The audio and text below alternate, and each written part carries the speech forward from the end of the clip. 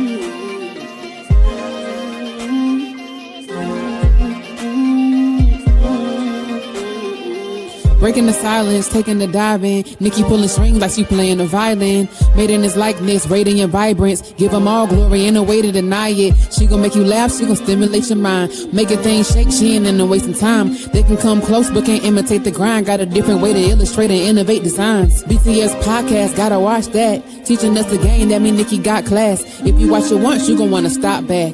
This an opportunity that you cannot pass. Unleash your inner voice, cause better days coming. Better days, get ready for better days. Better days, better days. Better days, get ready for better days. Better days, better days.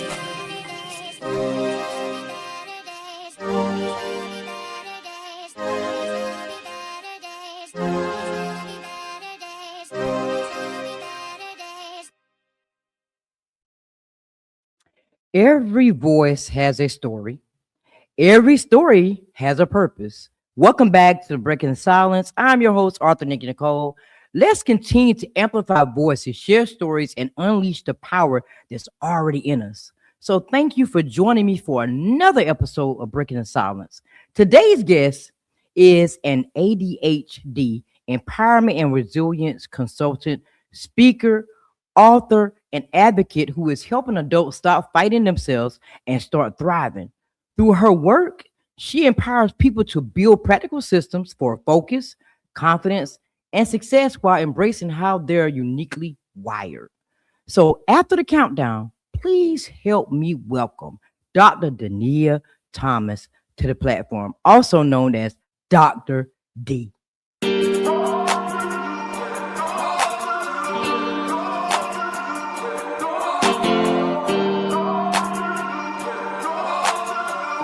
yo, Swing, you destined for greatness, bro.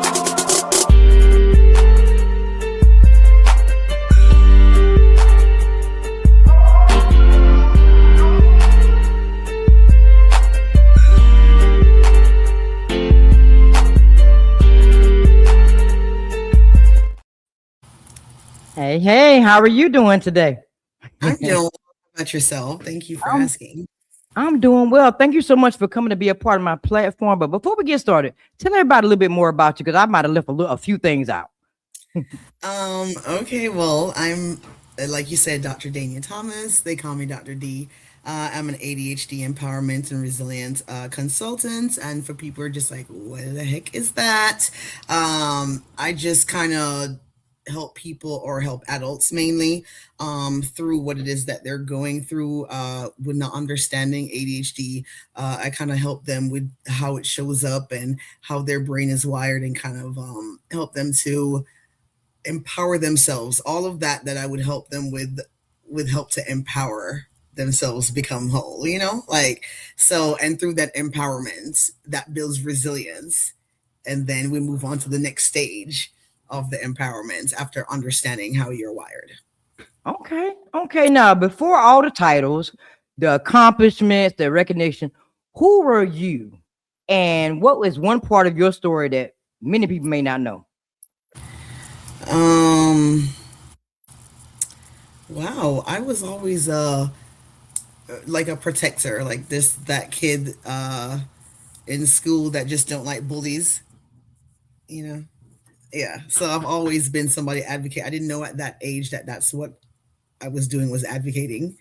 But yeah, I've always been the person that just don't like the bullies. So Yeah. Who that was does? just I me. don't like bullies either. Yeah, no, but a lot of people didn't like the bullies, but I used to love when they bullied, so I could be Take like, charge. bully me. Yeah, like, try Be like, me. try me, try me. Begging you, like, just try me instead, because she has nothing to do with it. Oh man, you're ready Yeah, for 'em. so like I said, I've always been an advocate for stuff like that. And what was I was always because I was a child that was battling ADHD, but of course didn't know that that's what it was at that age, obviously. But now as an adult I can speak to it, that that's what I was doing. But while battling, I was a very defiant child, always getting into stuff.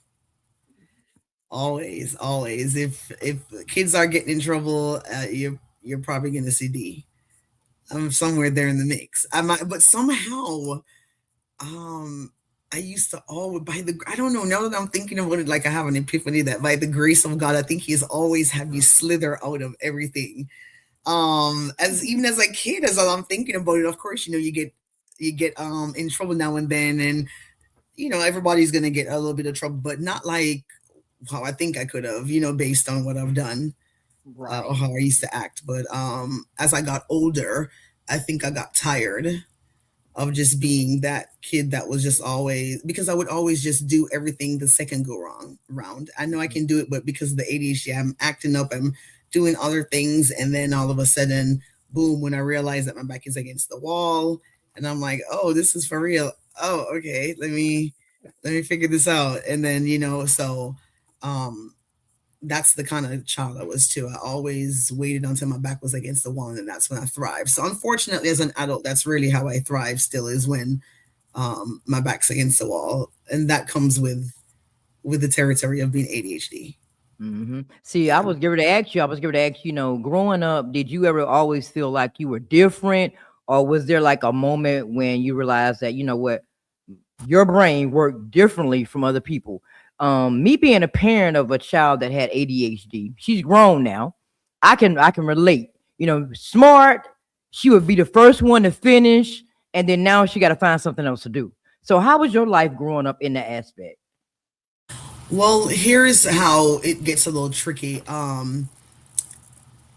Because you grew up in the 80s. I'm from Jamaica, so I grew up well, and I didn't know that I was missing a beat. I didn't know that there was anything wrong until I became an adult, and then I started looking back. So if anybody was just like, "Oh, how was my, childhood and whatever?" It was great. Like, it was perfect. I grew up upper middle class, going to private schools, country club, swim club, traveling everywhere, so I just used to act out and fight all the time. And, I went to three high schools, and, got kicked out of two. And the last one that I graduated from, I didn't even have the privilege of walking across the stage because I fought before. And, so, but nobody knew that that's what the ADHD, because as I teach in my workshops that I do once a month, at the last month of the last Sunday. I try to do the last Sunday of every month. And I do a workshop, and it's usually found on Eventbrite. But I try to tell people that you just don't know what the acting up is about. So then you're here that, oh, acting up or your child, oh, that's a mannish. As when I came to America, I learned that word, like your child's mannish, but and that wasn't the case. It was just like a rejection sensitivity, and that comes with something that I teach. That comes with the territory of being ADHD. Everything is very hyper, like sensitive. You're everything. So somebody could just say something to you and be like, "Hey, just give me," you could say, "Hey, can you help me do something on the computer?" And you'd be like, "Give me 5 minutes." And for somebody to be like, "Okay, well, bet, boom, let me go do something else." You know what I mean? But then for somebody like me with ADHD, I would think like, "Oh my God, I got rejected." So now I kind of like withdraw. And then I have now an attitude because I'm like, "Okay, well, good. If you act like that, well, if I can't get it from you, you can get it from me." Like, yeah. So it's not until you get older. So like I said, going back to what you asked, in all fairness, my life was good. Life was good. I wouldn't be able to tell you anything that attributed to an ADHD childlike kind of event. Like I don't know. I had good times, good days, bad days as a kid. Um, it wasn't until I got older. Then I started So saying, okay, oh, that might have been it. so what do you suggest, like with parents that are like going through some of these motions with their child, but they don't know what's happening? What be the first sign of knowing that your child has ADHD? Well, first of all, well, let me before I even respond to that question, I should have started it like I always do. I'm not a psychiatrist. I'm not a licensed anybody to um, diagnose anybody. I'm just somebody who's here to empower just people who know that they have it because now they feel like what next. Because I what people don't realize is that whenever, even if it is that you do go, because you don't have to be diagnosed to come to me. But what I realize is that there's a lot of people that don't know what next in between that. Okay, now you're diagnosed and they give you the medication. Now what? Right? So that's where my resource comes in. And that's why I always tell people I don't diagnose you. You don't have to be diagnosed to come to me. If anybody just wants to know how their brain works, I'm here to help. I'm not saying that I have the fingers of, oh, that's going to put them on your brain and I can tingle. No, no.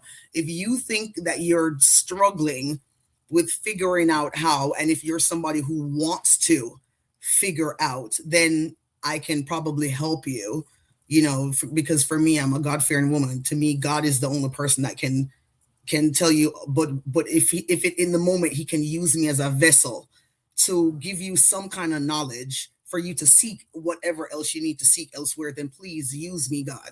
So that's where I come into. I'm so sorry. This is the ADHD, by the way. I would just ramble on because I would keep You thinking of are stuff. So fine. rope me You are back. you I are tell fine. everybody, I said, please rope me back in, baby, because I don't mind.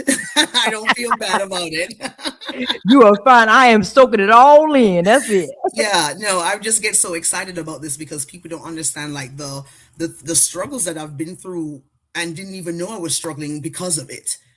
So Wow. that was a struggle within itself because when you kind of get the aha moment that I think this is why I'm really acting out, is when you're just like, whoa. So now you have to take a step back and think about all those people that you've probably hurt unintentionally. Now you have to sit down and now you have to think about, are they even gonna accept, but the good thing about it is that the people who love me and love me genuinely are the same people who have stuck around and was just like, girl, all we had to, I have this one best friend that's just like, she's like, girl, we just know when to just we text you and just make sure you're alive. We know when you get back up, we gonna see you. And if not, but now that I was on medication back then and kind of understood how that is, now it's a whole different thing. Now we travel every year. No, we did, I mean, but she never stopped being my friend. And I mentioned my friend and not my family because my family goes without saying they love me. I mean, what they gonna do? Kick me out?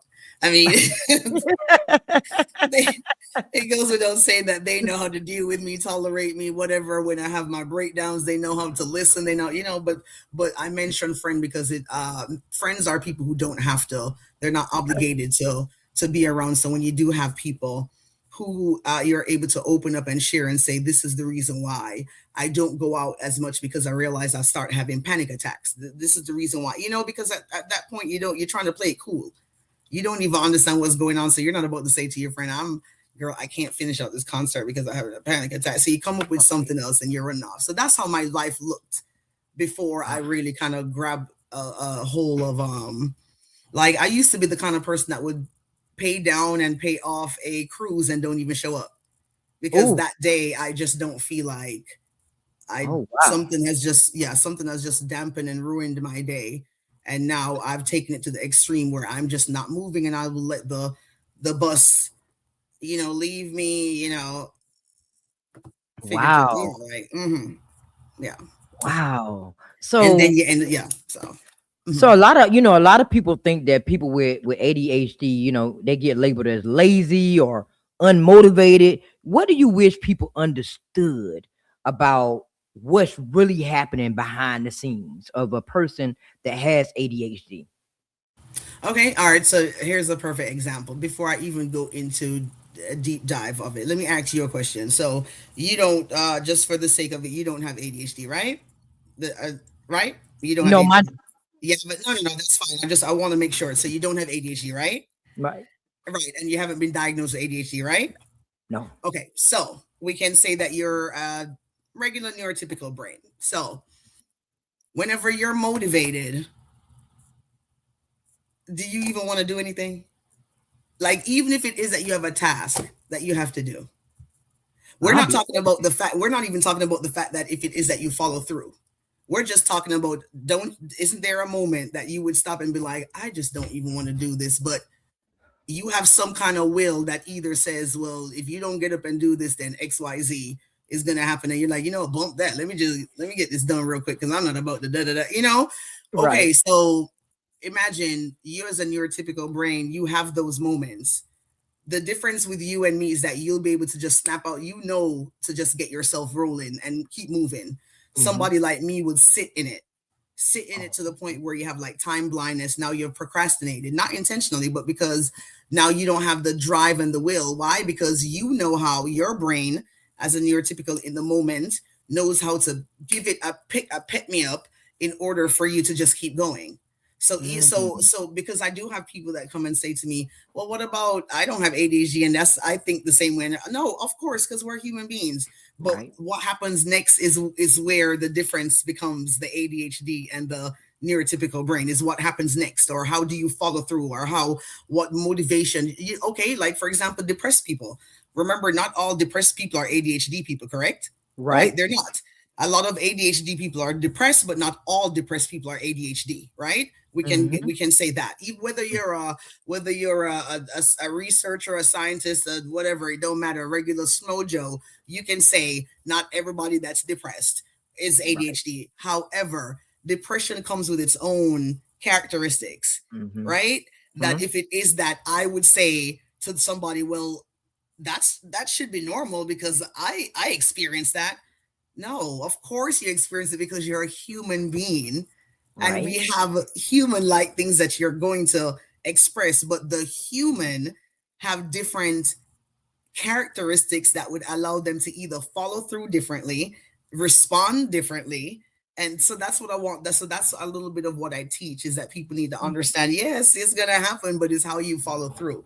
I know I keep sounding Mm. redundant, but that's just the reality of that. It's how it works. So the example we gave, you would get up and just be like, it might be a coffee, or you might put on some music, you might put on something and get you dancing, and then you're just like, okay, bump that. All right, time. Let me get this done. Let me look at the time. What 5:45? Oh, I'll be done by like but 6 o'clock. Something like that. Mhm. When you're dealing with somebody who's depressed, there's nothing. There's no dopamine that is giving it the you're right Right. in that moment. So that's where I come in as well, is to kind of understand and first of all figure out what your dopamine is. Um, and then this is going to segue into something to answer one of the questions because you were talking about the laziness and whatever. Mhm. Well, as I stand before you, you can tell I'm not lazy by any means. I'm By such a any go means. getter. And yeah, it's because the crazy thing about it is that my dopamine is accomplishing things. So for that reason, that's why somebody like me wouldn't be labeled lazy.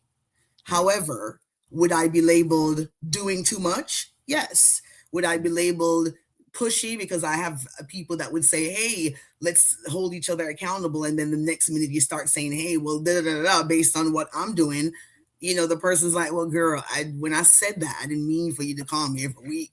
You know, exactly. So that's why I said everybody have their own, Mhm. so it's strengths and weaknesses for everybody, and it just comes in how much you want to learn how to make your brain work, because you're going to have to unlearn things Right. and retrain your brain. You're going to have to force it. Just like how people that are in depressions, a lot of people, if you talk to them, they force themselves and try to retrain their brain to be happy. I don't, Right. I like I said, I'm not a psychologist, but I think I've watched enough movies, and I think I've been to enough for them to know that they like to break. They want you to at least understand what it is that you're going through, acknowledge it, and then kind of break that cycle Yeah. of, right, exactly. Yeah. So Yeah. it's all the same thing, because it's still the brain that we're dealing with at the Right. end of the day, you know. Right. So because of that, you just have people who have ADHD, ADD. Some people are hyper with it. I'm one of the hyper ones. So I bounce off the wall. Even I'm just high off life. Um, and because of that, I talk fast. So there are different attributes that come with it, but until you start embracing it and realize that that's just who you are, you might just be too much for somebody. My thing is, if you're too much for me, then I'm too much for you. No, if I'm too much for you, then you're too little for me. That's how I see it. Boom. There you go. There you go. So, In a nutshell, in a because nutshell, everybody's not for you, and that's fine. exactly. Your energy. If I'm too much for you, then that means your energy is gonna drain me. So, or lack thereof. So, Now we gotta talk about this book that we see sitting here. yes, yes. What made you decide to become an author and write this book in particular? Well, okay, it's on the screen. Well, what happened is that this is a collaborative book, so it's about like seven of us, different authors, and we're at different stages of our life of entrepreneur. So as you can tell, it's breaking free, the making of an entrepreneur, and my chapter is one of the first chapters, and I'm pretty sure I was one of the younger ones coming in, not age wise, but in terms of entrepreneurship. And my aspect was coming from also my challenges, which include the ADHD. So my chapter was based on building the mindset. I'm not teaching anybody to get six figures. I'm not teaching anybody. I'm not selling a course. No, this is just really me saying, hey, look at all that I've accomplished and look at what I've gone through. I mean, I don't have, it's not like my story is unique. It's just that the path is just different. Everybody have a story as to where you get to. So I'm not here sitting going, oh, my story is just that more powerful. No, what happened is that there's like 8 billion people in this world. I mean, everybody have a piece of it to touch somebody, right? Yep. So my piece is not to touch everybody that's sitting here on this wonderful platform of author Nikki Nicole. It's about to just spread the word, and if it hits even one person, Yep. that's a part of the piece that of the puzzle that Mhm. God had put me on here to do. So, Mhm. let me get back to the question. Let me see, You- I'm your roaming girl. But no, so yeah, I decided to share my perspective because up until about a few years ago, I always thought entrepreneurship was about telling people that you're a millionaire or six figure, seven figure, eight figure, and all that stuff. And one day somebody sat down, and I think it was like my dad, because he's probably like one of the most brilliant people I will ever know in my life. Wow. Yeah, very much. But he's a scholar. That's where I get a lot of this from. I'm my daddy's girl, and mom too. I love you, mom. But yeah, but he asked me. He was just like, but every big $1 million company started with a thought. What Ooh, happened to the entrepreneurs that are at that thought process? What happens to the entrepreneurs that are trying to figure out? And at that moment, I said, you know what? Then that's the perspective. That's the aspect I'm gonna write from, because I want to be true. Everything that I write in a book, I want somebody to come back to me and be like, well, girl, on page 55, you said, like, I want to tell people that whatever I'm writing, I'm living. Like, right. I'm not there yet. I'm just telling you the path that I've walked thus far, and if it's something that can help you. So that's why I wanted to write it, to tell people that I was breaking free of the mindset of thinking that I couldn't do it, or breaking free from the negativity that surrounded my ADHD, or the mindset of thinking that everybody was moving ahead in life further than me, or just seeing negativity, and that wasn't the case, because everybody had their own struggles, just that nobody was really talking about it. Right. You only knew like your closest friends, but then you see everybody on social media. You see all this stuff, and I don't care if anybody's like, yeah, but social media is not real. It doesn't matter, because when the devil tried to overtake you with all those negative thoughts, when you're in a place where you're demoralized, you're not about to. This is not like the cartoons that have two little things sticking on your shoulder that's like smacking you back and forth, like the little sweet and sour gummy patch thing. You know what I'm saying? That's like, hey, this is no. You're When you're in a depression, you don't see anything but depressing things. You don't Yes. feel nothing but depressing things. So Mm-hmm. when you have ADHD, and I'm thinking now that everybody's looking at me because there's a spotlight on me, and I'm looking like, yeah, and I'm just like, and then you get older, and when you realize, honey, you're the what spotlight? You mean the one that's above your desk with the lamp? You mean that so that's how people, exactly, that's how people with ADHD think, is everything is so magnified. Mm. So because of that, I wanted to show that even with everything that I've been through, and all the colleges I went through, and all the high schools I was removed from, and all the exams, and how many times I took a class, it doesn't matter, because when I finally got that PhD after 10 years, nobody's going to stop and be like, how long it took you now? No, they're just going to say Dr. D or Dr. And even if they ask me how long, I'll tell them I don't care. I'm just saying, because you know what? If anybody listening right now, I want you to ask yourself, who walks into a doctor's office? Like, be honest. How many of you walk into a doctor's office and look at the doctor and be like, how many years have you been a doctor? When did you graduate school? Nobody. Right. And Nobody. yeah, and depending on the practice that you go in, their stuff is on the walls. If it was that serious, you look, right? But Mhm. nobody thinks that. The only thing is that you've earned it. You've gone through years of earning it. So now they're assuming and hoping that you have the expertise Yep. to, right. So that's where and that's gonna bridge into something else that I teach. Keep pushing. That's the resilient part of it. It doesn't matter how long it takes you to get to your next destination or wherever it is that you want to go to. It doesn't matter. As my grandmother always say, the race is what she say. The race is not for the swift, but ye that endure to the end. Ooh. Yeah. Ooh. So let me say it Okay, again. grandma.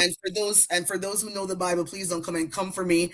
I'm just one of those grandma girl babies that don't know the Bible, but I know God, and I have that relationship where I might not go to church every Sunday. But anyway, she always say the race is for the swift, but ye that endureth to the end. No, the race is not for the swift, but ye that endureth to the end. Mm. Yes. So I teach all by that philosophy in my head as well. Is to show people that you don't have to complete the race when everybody else You completes the race. you That's don't. not, you don't, and nobody's telling you to force what it is that you have with God, or if you don't or do. But for those who do, I'm now speaking to you. I don't mean to box anybody. I promise I'm not. This is just really for those who, because I don't want to, disrespect anybody. But if it is that you believe and have, I know about the faith of a mustard seed, Oh, you would just take your time, because you would know that in God's time, you're going to get to your destination. It's just, yep. what are you doing to get there? Because the time that you take to sit down and complain about what it is that you have and what you don't have, those are years that you could build that path of resilience to make it to the other side. It's just like a person who says, I don't want to go to med school. That's 4 long years. But guess what? You just sat down for 4 years and complained. You did nothing. The fourth Right. year that you complained would have been the fourth year that you walked across that stage and ready to go to do your cert, whatever they call it. I'm sorry, guys, rotations and all that stuff. Right? You get what I'm saying? Like, the time that Mhm. you take to complain, you could take action. That part. So that's where I also help with the all my workshops and stuff, is just slow down. Don't look at anybody else. Yeah, the Your turtle made path the is, turtle went the turtle made it eventually, right? there you You can go. make it. There you go. Exactly. Exactly. And everybody know the tortoise and the hare. Who don't want to be the tortoise in that story? Why wouldn't you want to be? Because he cheated he cheated the whole way and still didn't win. That's the crazy part. Do you see what I'm saying? So it's not a matter of that. You will get there. You will get there. You just have to make sure that you create that path in order to get there, because then you don't have anybody to blame but yourself. Nobody That's to it. blame but yourself. There's so many resources out there. Even if you have to Google, I mean, for crying out loud, AI is taking over. I mean, get a BFF, name it Chat Cheetah. I don't care. Chisha. I don't care. Just name whatever. Figure out something, because let me tell you something. As much as they say, oh, AI is about to create so many millionaires or whatever, whether you believe it or not, in the moment, you need to just learn how to get what you need to get from it and keep moving. It's unless you're about to be Crusader of the Year and stand on top of a hill with a sword going, oh, no, like, I mean, don't fight the system if you're not going to really follow through. Just figure out how to survive. And that's how I want adults to understand ADHD, is just figure out how to survive. Don't take it out on your kids, the frustration, the screaming, the da-da-da. I Right. And mean, you're a mother as well. So I'm, I mean, how has that been, managing that with children as well? listen, it took me a while to understand that I had to get myself together, because I would get agitated so quickly. I used to get so agitated because now I have a 16-year-old and soon to be 13 by the end of July. And, I used to take it out on them when they were younger, like about 5, 6, just the frustration all the time, just always agitated, just always walking, like can't deal with the stuff in the moment. Instead of breathing, you're screaming and all that stuff. And then after that, you're just looking at your kids like, oh my God, who wants kids to just be, for this to be normal? Like, I don't want this to be normal for them. Right, I right. don't want this to be normal for them. So I had to take initiative and make sure that I went and sought help. And then at that moment, that's when I kind of like brought myself down and be like, okay, now I can, instead of seeing my kids as like accessories that will weigh me down. Back then, when I had like a 3-year-old and a 1-year-old, like I wouldn't go out with my friends. They have like older kids, as in like maybe 5, 6, and I have like a newborn and 3, and I'd be like, no, I'm good, because I don't want to change no diapers all out, and then In the public. Oh, yeah, I mean, some of the moms don't want to admit it. I listen. I'm a transparent person. No, I did not want to even be a mother. I did, and that was all me. I just didn't want to be a mother. I didn't want these sticky little rugrat fingers, little children touching my stuff. I didn't want, like, that wasn't something that was appealing to me. But that's something that God knew that I needed, ooh, because every time I have 2 kids, and each time they were born, I started something that I accomplished. wow. Because when my daughter, because I, after just going back and forth with getting kicked out of like 3 or 4 different colleges, after trying to get scholarship money and everything, or financial aid, and not going to class and blah blah blah, eventually you get kicked out. And then finally I was like, what, let me try my luck and just do this over. And when my daughter was born in 2010, I said, let me go finish my bachelor's, Mhm. and then that's when I finished my bachelor's, and it gave me more of a, okay, now I really have to do something with my life. And then by the time my son came, because I'm late by then. By then, bachelor's degree, when I just moved here in 2000, that's when associates was getting you a job. That's when Yeah. associate degrees were good.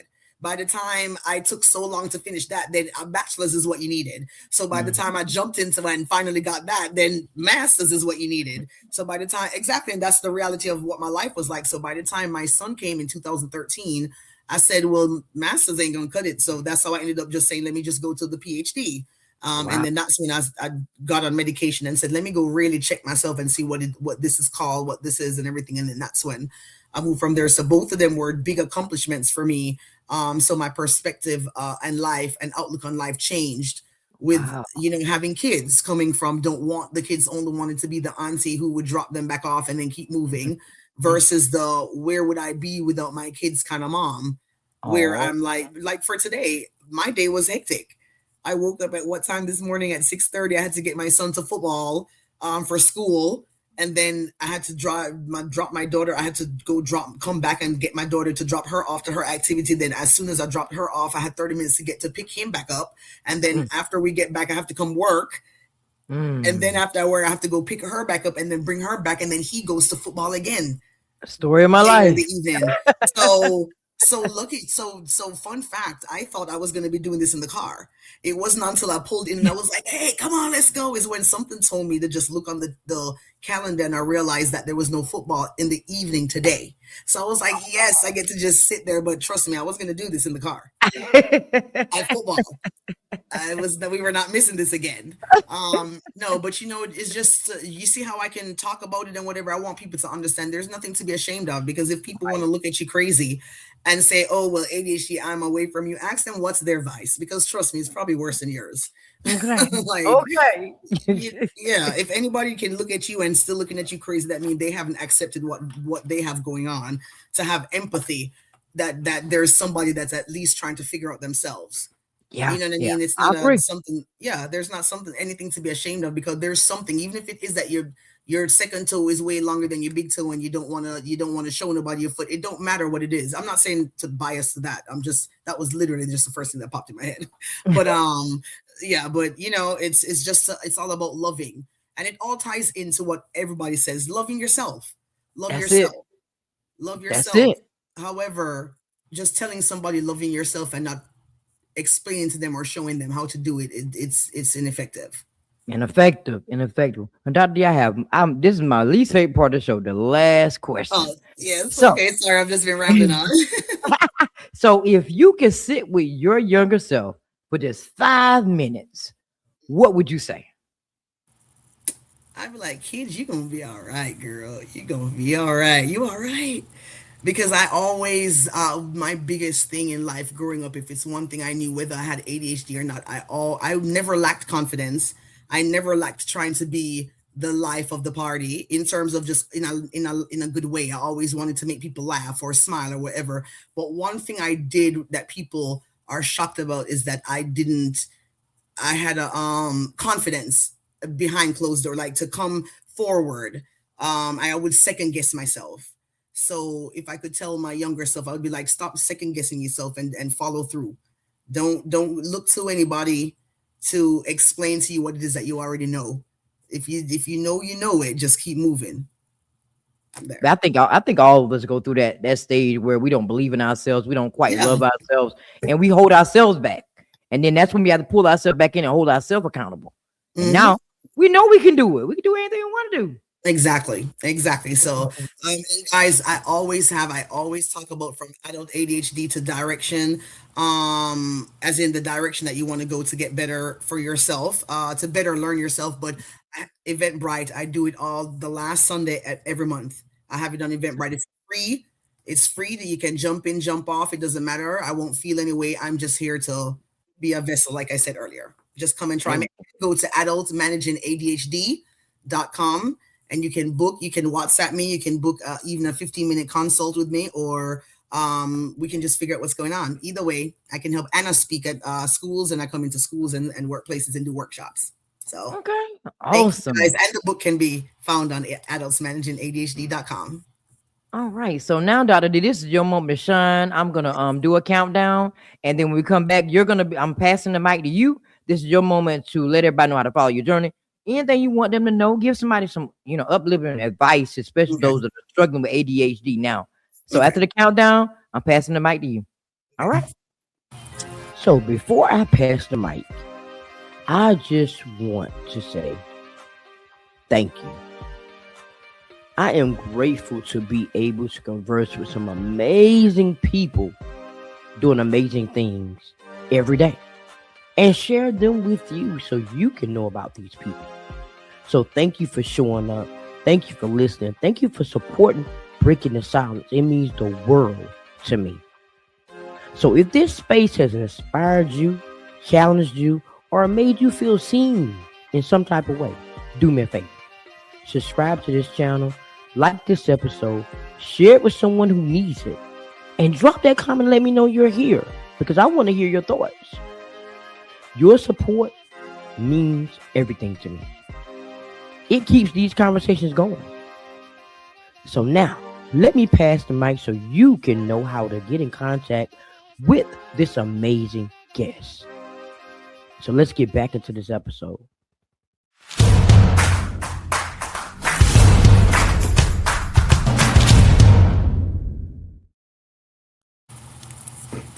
All right, guys. Well, you can find me on adultsmanagingadhd.com. Everything on social media is Dr. Dania. You see it on there, Dr. Dania Thomas. That's all my social media, IG, LinkedIn, even, and Facebook.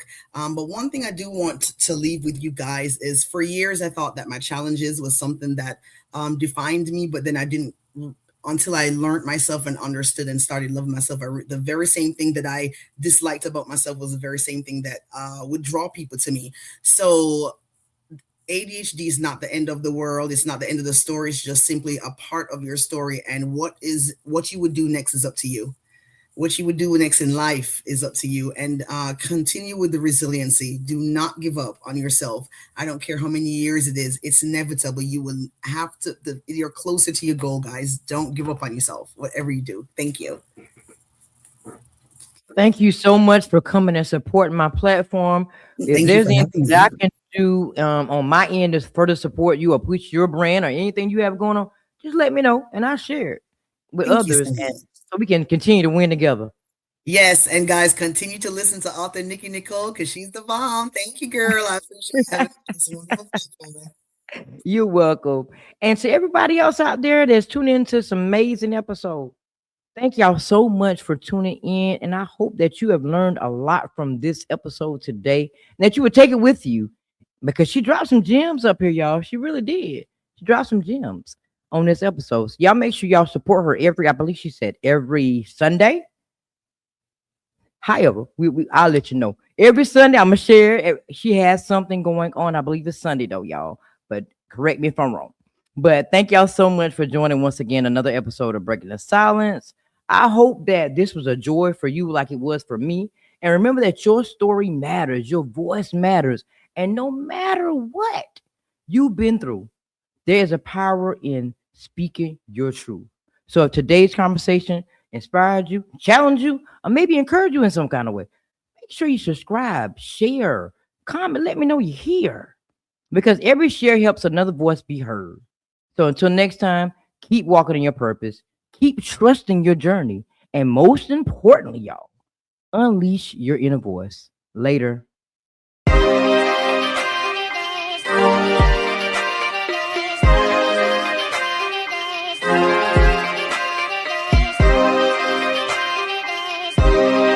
Better days, slowly but surely it's a better space that'll waste my mind, so I meditate till I levitate, I elevate when I learn not to hesitate no more, keep moving forward, chase my goals and focus more towards it, hate the lows but I need those to flourish, place my goals in front, that's what's important. So I ask myself what inspires me, breaking out of my shell, feeling yo shot quiet me, and now I'm breaking the silence like I'm Nikki Nicole, let's go. Promise you gon' see better days. Gotta keep going till you see them. Promise you gon' see better days. You gotta keep going till you see them.